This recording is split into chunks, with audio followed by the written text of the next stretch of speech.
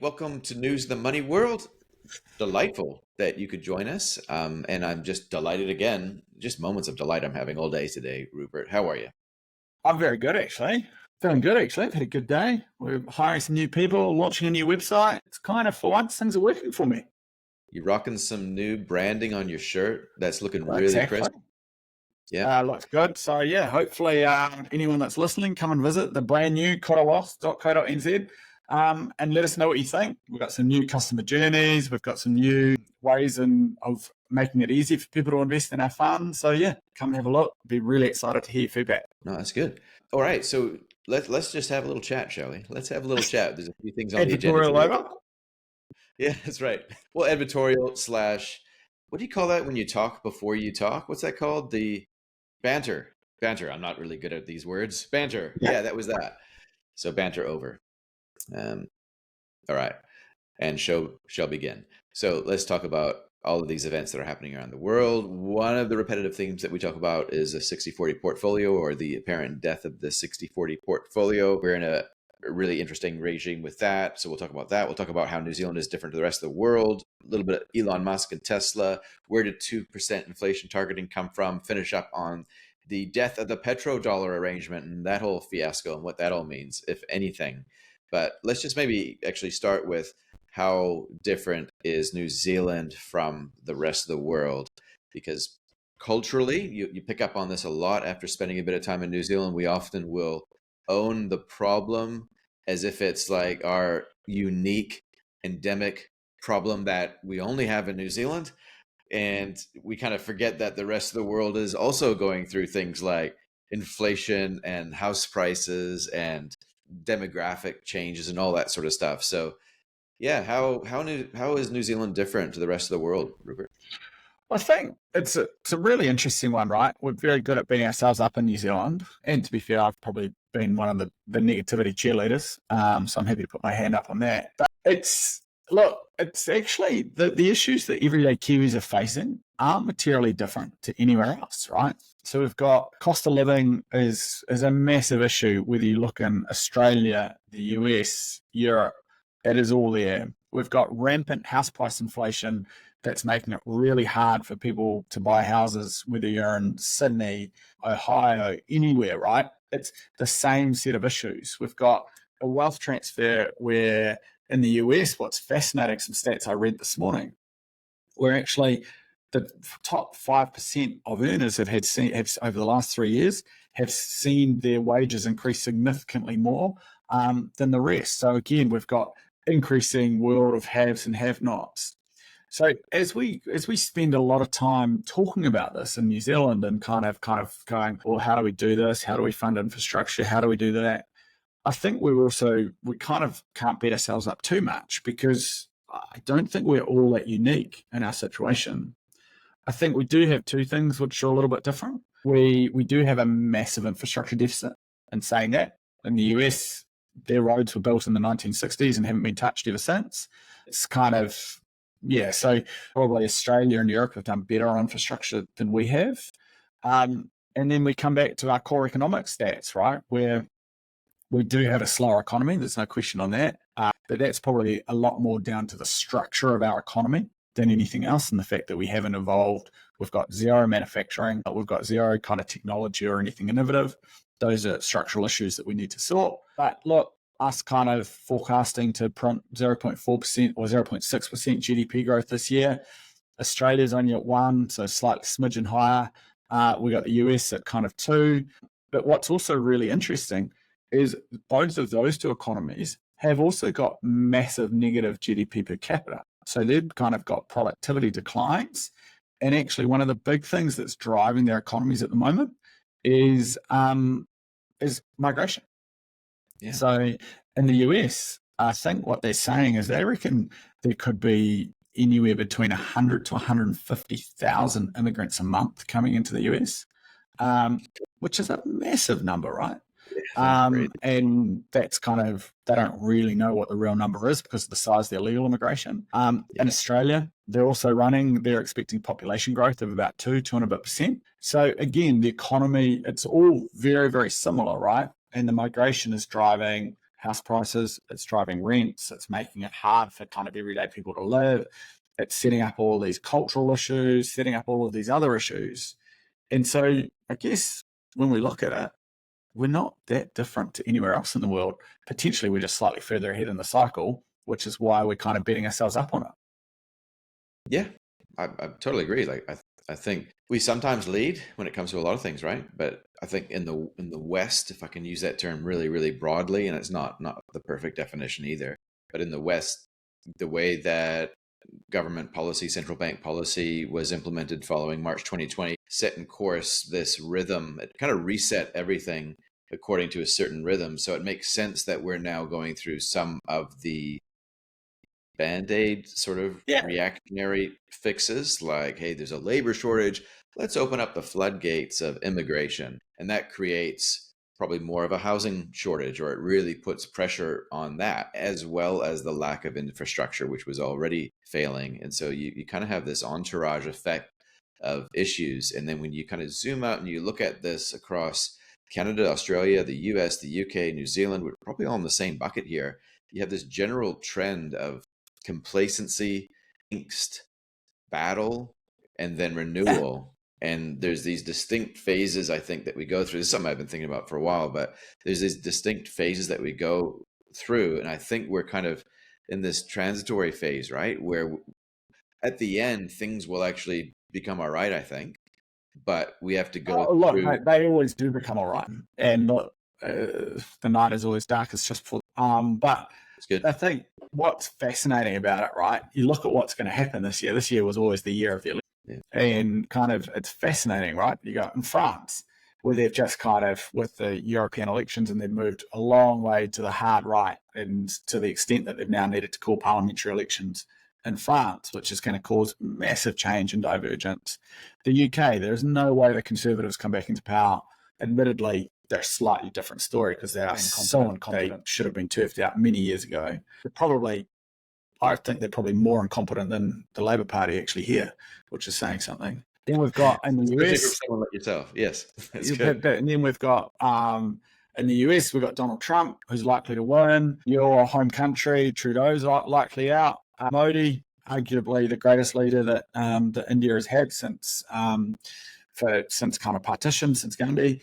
And he couldn't even get a kind of a majority election coming through. So it is fascinating, right? Because actually, if there is any way that we see discontent, it is through how people vote.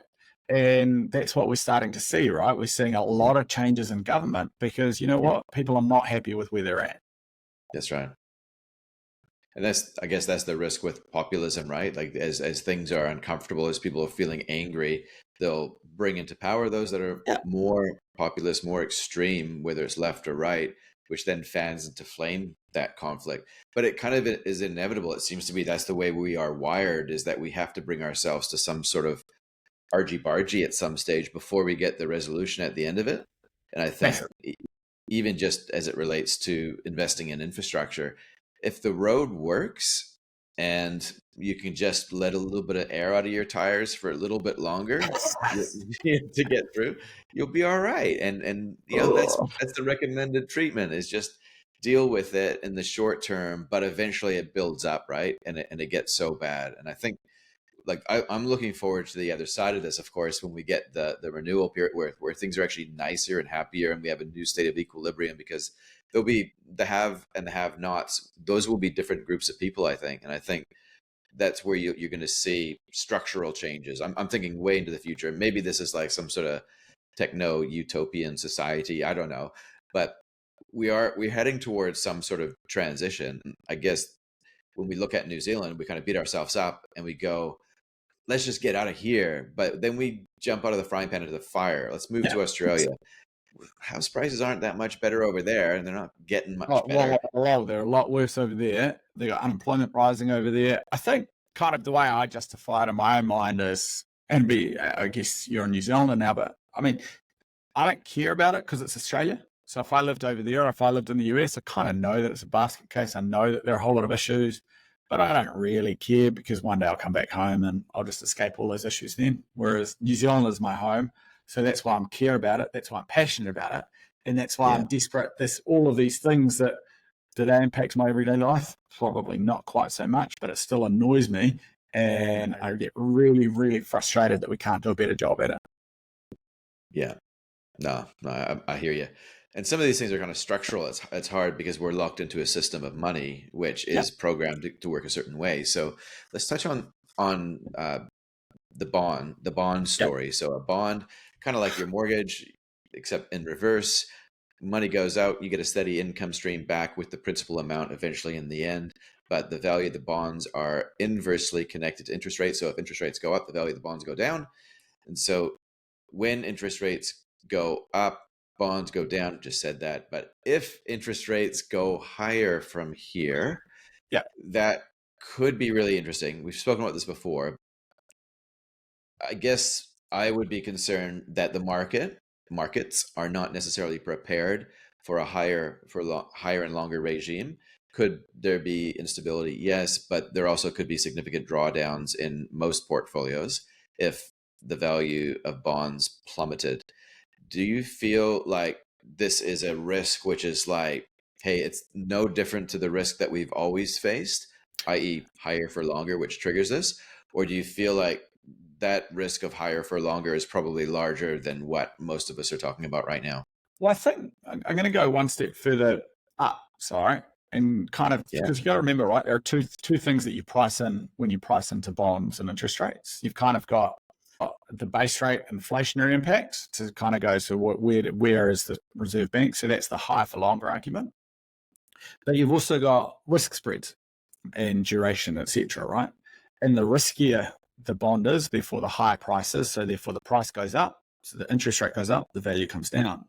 I think we've been doing a lot of talk on, also we have spoken a lot about higher for longer, and so that kind of is the base rate impact on bonds and kind of what happens there. But actually we haven't yet started talking about the spreads and the risk element of the bonds as well. And this is kind of something that I've been starting to think about, right? Coming back to what I just said, this year is the year of the election.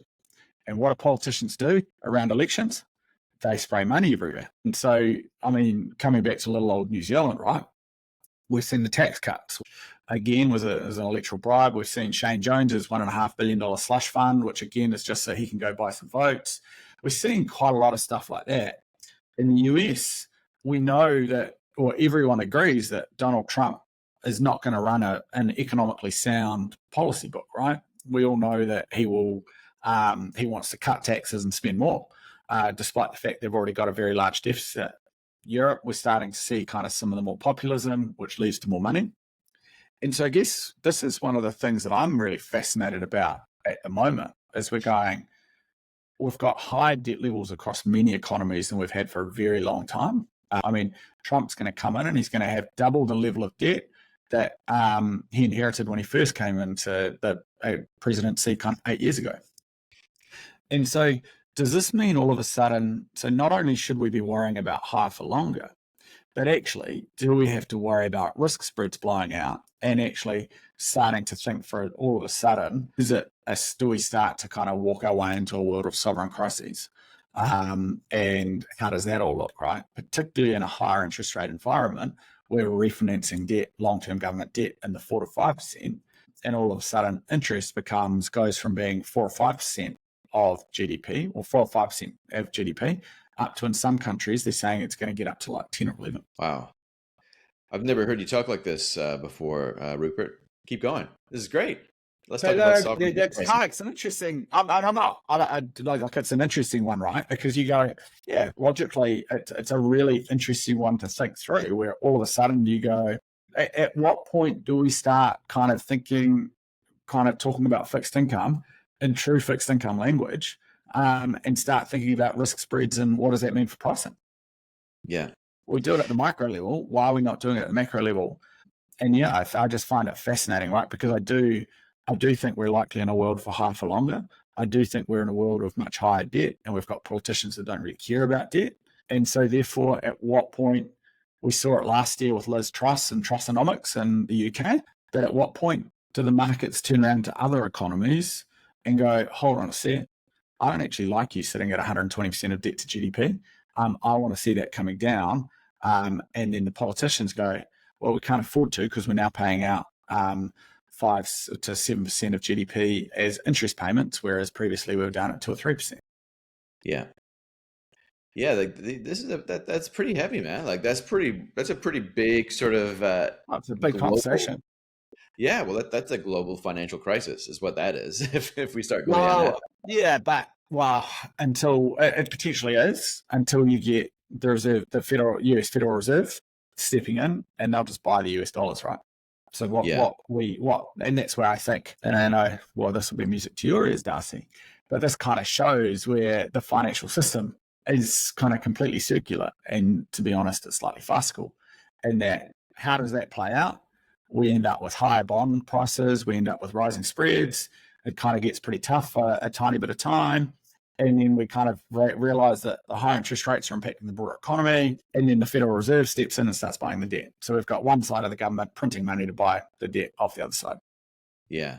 And how does that not result in hyperinflation, extreme currency debasement, and then eventually result in a currency reset? That take it too far? It is actually interesting, right? Well, it is an interesting one because I do think there's more risk there. Will it be currency reset? But the hyperinflation point, it is a fascinating conversation when you think about it, because what do we know, right? Inflation is caused by when there is more demand for goods and services than there is supply.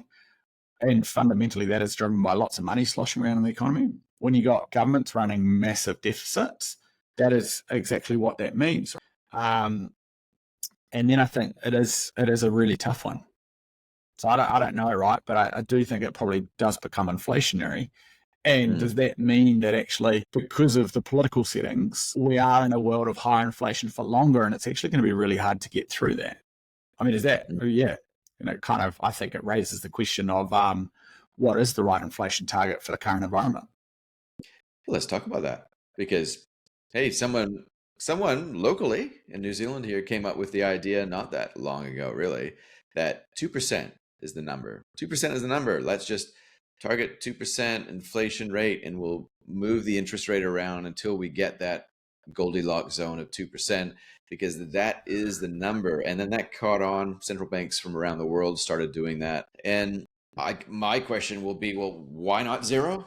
Why are we allowing any degree of theft? Did I just say theft out loud? Or why are we agreeing any amount of regulated, permissible inflation? But let's just say, for argument's sake, it makes sense. Why 2%? Do you have a view on why 2%? Well, look, I can answer the question of why not zero.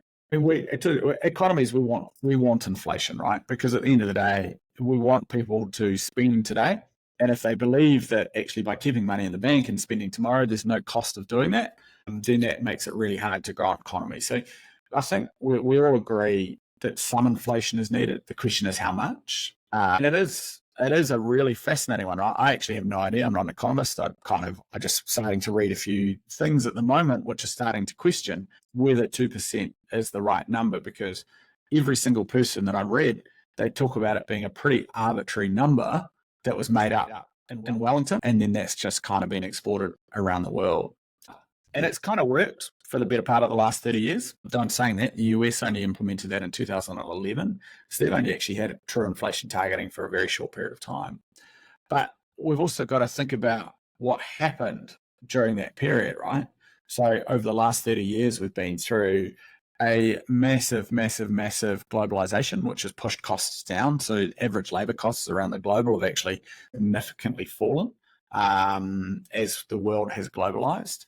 We have also had the era of the internet, which has made people and things far more efficient than they ever were before. And so it's kind of, we've also been in this really interesting environment where we've had a whole lot of amazing tailwinds that have kind of helped that inflation argument. The big question is, as we look forward, is a whole lot of that stuff starting to unwind, right? So we've kind of, plus we also had the boomer population coming in to work and working through. So today, what we've got is deglobalization. A huge amount of manufacturing is moving back onshore, and that's going to remove a whole lot of the efficiencies in the supply chain. And when you remove efficiencies, consumers are the ones that end up paying the price. We've got an aging population. So all of a sudden, we've got less people working, more people spending and spending those retirement savings. And so again, you're coming back to the supply and demand. And so it's kind of a really interesting one, right? Where actually is 2% still the right number? I mean, and I think there's a balancing act, right? Not debating, and we all agree there is a pain to inflation, but actually there's also a massive pain for people with high interest rates. And I think I'm not convinced that we've done a good enough job at kind of enunciating the downsides of high interest rates versus the downsides of slightly higher inflation. And I think there's a strong argument to be had. We kind of need to have a conversation about the 3% target or 2% targets. Okay. So let's go right back to what you said at the start, which is fundamentally, I'm not at the very start of this episode, but just this conversation here. Why do we have any positive amount of inflation? It rests on that assumption that there has to be a hardwired or baked into the system should be an incentive to spend, because that's where growth comes from. I think that was what you were saying, and I agree that is the assumption. Whether or not that's the correct assumption, I've wrestled with this myself, just intellectually trying to understand, well, at what period of time has it actually been policy to have a 0% inflation or even negative, like even actually program deflation into the system? And what would that look like? Well, if I'm understanding this correctly, it means that when we go to work and we make money, we're actually incentivized to keep that money because it's the money that's growing in value, not what we're spending money on. So we have a reverse incentive now not to spend, which sounds terrible, right? Because you're not actually putting money into the economy. But what is wealth, right? Like if we're denominating wealth, why can't it be in our money? If we had a form of money that actually grew in value over time rather than leaked, then our purchasing power increased over time, which means that we start spending money on things differently, which changes the incentives in the economy so that we spend money on things that aren't going to go down in value. We actually value things that persist longer when we're in a deflationary environment. So I would challenge you just around that assumption that we have to have inflation to incentivize growth. I'm being a little bit out there here, but I just wonder. No. Well, I think you are raising a really interesting point, right? Which is we've got to think, and again, it comes back to the point around mortgage rates versus interest. I think it's a really great challenge because and so I'm just trying to look on my other screen, trying to figure out GDP per capita in Japan versus kind of, which is a country which has had negative to flat inflation for a very long period of time. But yeah, it's a great question, right? Why are we always striving for this growth? Why is it that total growth is important versus kind of per capita growth? And if you are right in that, it all comes back to actually building individual. I don't think it's actually building people's wealth, which is what we're looking for. It is building individual living standards. How do we make it so that everyone has the ability to live better? How is it that every single person in our country can have 3 good meals a day, live in a warm bed at night, in a fully insulated home? Fundamentally, that's what it comes down to, right? And kind of get good education for your kids. Yeah. And I guess the big challenge I would argue is actually, and this comes back to my woke Greyland socialism, but is growth, economic growth, does it always deliver that? I'm not 100% convinced that it does, particularly not the way that we've been throwing at it for the last 4 or 5 years. I do think GDP per capita does and productivity does, but actually growth for the sake of growth does not. Because it's concentrated in the hands of those who have assets, which should really appeal to your Greyland socialism. So I just wonder if it's as simple as saying that when you have positive inflation, you're favoring capitalism. Those with capital will become wealthier, concentration of wealth. When we have flat or negative inflation, deflation, maybe that favors labor, the value of our labor. No, it does. 100% it does, because a low interest rate environment, a low asset class, which kind of, because that's the corollary. Or is it actually? Or do you have very high interest rates to maintain deflation? I don't really know. It's a good question. Well, if you look in Japan, Japan's what's the average house price in Japan? Just nowhere near what we're dealing with here in New Zealand. Maybe that's demographics, That's but shrinking population, though. yeah, maybe there's some truth to that. Yeah, for sure. But like, I guess if the value of our money grows over time, then do we actually need to invest in assets? We don't need to as much because we're not having to compete with the devaluation of our current currency by being forced to play a Ponzi scheme. I know this is really radical. I think we need to go right back to the drawing board. But the only way, but the problem you have though is the only way you can achieve that, right? Is I think actually, yeah, thinking about it, the only way you can achieve that is very high interest rates. Yeah. Right. Which comes back to, because you think about why is Japan being in that situation for such a long time of a negative kind of deflation? It really comes back to the demographics, right? They've got population decline.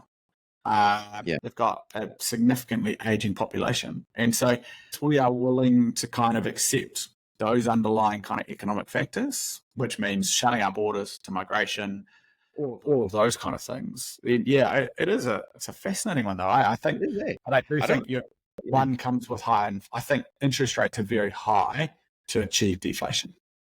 I think the opposite, which comes with a lot of pain. So here's what I think. You don't manipulate the money supply and the cost of money through the interest rate mechanism. You actually let the economy run its course. It's this crazy concept called the free market. It will actually lead to a collapse, a crash, and a reset, and a better form of money will come up, which will be deflationary by default, because that's what money should be if it has intrinsic value. Sounding like a gold bug here, but that's probably beyond the scope of this episode. Would I be fair in saying that?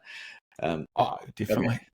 Let's move on to more types of funny money. And this is kind of it. I just wonder all the time, like, what would happen if the Meg-7 disappeared, right? If the Meg-7 disappeared, we're going to have like Magnificent Seven, the 7 companies that seem to be employing AI, that just going from strength to strength, lifting up the S&P 500 to make it look a lot better than probably what it is right now.